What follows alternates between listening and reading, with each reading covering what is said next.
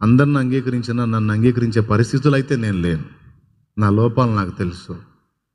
వీళ్ళందరినీ దేవుడు అంగీకరించిన నేనైతే ఆయనకి పనికిరాని పాత్రని, తగని దాన్ని, తగని వాడిని, నేను నచ్చను దేవుడికి, ఎందుకంటే నా లోపాలు నాకు తెలుసు అనే ఫీలింగ్ నిజంగా చెప్పండి ఎంతమందికి ఉంది?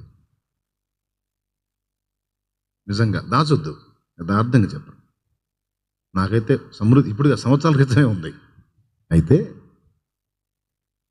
అలా నలుగుతున్నప్పుడు అలా వేదన పడుతున్నప్పుడు ఒకరోజు దేవుడు నాతో మాట్లాడాడు. ఏమని మాట్లాడాడంటే, అబ్బాయి, నేను నిన్ను బంగారంతో పోల్చాను. నిన్నే కాదు, నా రక్తంలో నేను కడిగి శుద్ధి చేసుకున్న నా బిడ్డలందరినీ బంగారంతో పోల్చుకున్నాను. వారి విశ్వాసాన్ని బట్టి, వారి విశ్వాసం బంగారం కంటే అమూల్యం, నా పిల్లలు బంగారం. ఓకే, యేసయ్య మనల్ని బంగారం లాగానే చూసుకుంటాడా, తక్కువ చూస్తాడా? అవునా? బంగారం కంటే విలువ.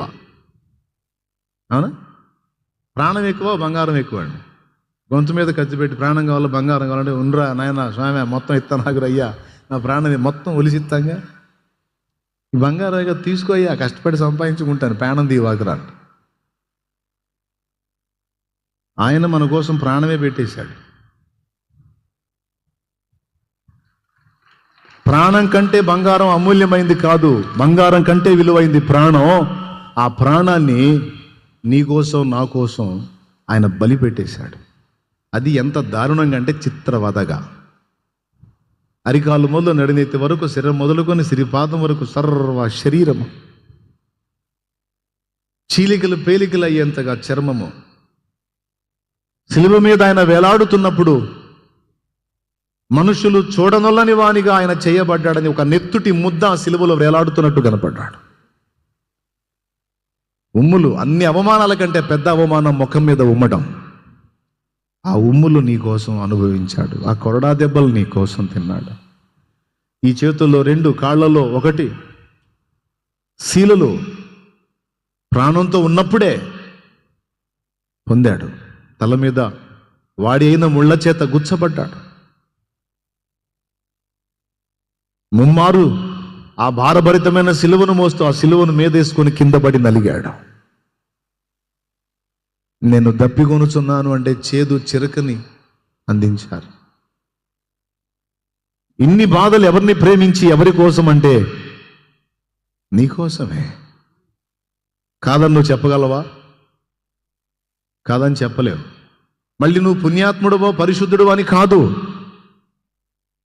నువ్వు పాపివని తెలిసే, నువ్వు బలహీనుడివి బలహీనురాలు అని తెలిసే, నువ్వు చంచల బుద్ధి కలిగిన వ్యక్తివని తెలిసే ఆయన ఈ చిత్రవదను అనుభవించాడు.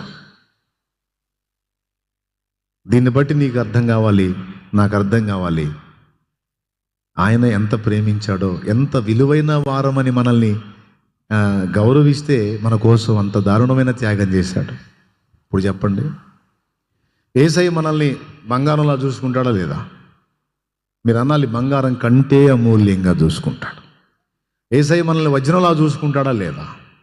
పెద్దగా చెప్పండి, వజ్రం కంటే అమూల్యంగా చూసుకుంటా. సరే, అంతకంటే అమూల్యాలు ఏందో మనకు తెలియలే, కానీ బంగారం కంటే అమూల్యం ప్లాటినం అంటారు. అదేం బాగుంటుందేమో నాకు అర్థం కాదు. బంగారమే కొంచెం చమకాయసి ఉంటుంది, కానీ ప్లాటినం పెట్టుకుంటే ఆ స్టీల్ లాగుంటుంది. దేవునికి స్తోత్రం. కానీ దీనికంటే ఎక్కువ ఖరీదు అది అంట. అయితే మనకు వజ్రం బంగారం దగ్గరకు వద్దాం. ప్లాటినం అంతకు మించి రాళ్ళలో ఇంకా వజ్రం కంటే గొప్పదేదో మనకి అక్కడ పోయినా చూపిస్తాడులే. ప్రస్తుతానికి వజ్రాన్ని చూడటానికి కూడా మన దగ్గర పైసలు కావాలిగా. వజ్రాల షోరూమ్కి వెళ్ళడానికి కూడా మనకు కష్టం, అవునా? బాగా వాళ్ళు పోతారు, మన దగ్గర ఎక్కడ ఉన్నాయి వజ్రాలు చూసుకోవడానికి కదా. కాకపోతే మన వాళ్ళు పోయేది ఏంటంటే వజ్రాలు ఎక్కడన్నా దొరుకుతాయో అని వజ్రాలు ఏరుకోవడానికి పోతారు. అది మన స్థాయి.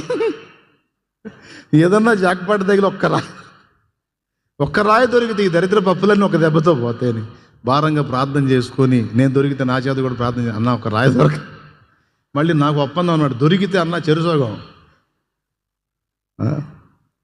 మంది ఆ పొజిషన్ అనమాట. షోరూమ్కి వెళ్ళి షాపులకి వెళ్ళి వజ్రాలు చూసి వెలబెట్టి వజ్రం.